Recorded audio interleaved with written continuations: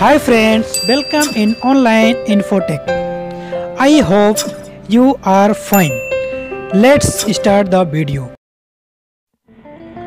चलिए फ्रेंड्स, जानते हैं अमरीन नाम का मतलब उर्दू और अंग्रेज़ी में।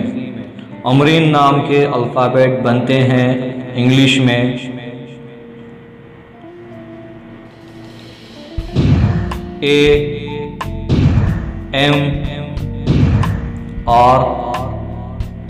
AMRIN. This is a girl's name. The name religion is Islam. The name origin from Arabic. The name has multiple Islamic meaning: red sky, lovely, quiet girl, royal or princess. The name lucky number is 4.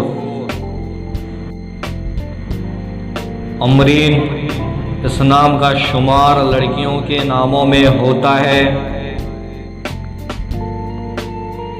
इस नाम का पहला हुर्फ अलीफ है।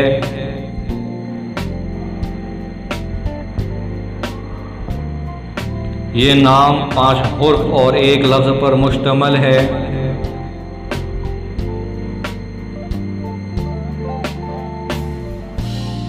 इस नाम के बहुत से मायने हैं, जैसे आसमान, सुर्ख, प्यारी, खूबसूरत, शाही और शहजादी। इस नाम का ताल्लुक़ मज़हब इस्लाम से है।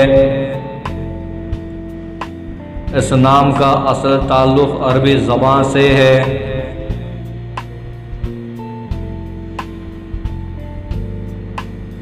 इस नाम के खुशकिस्मती आदात 4 हैं।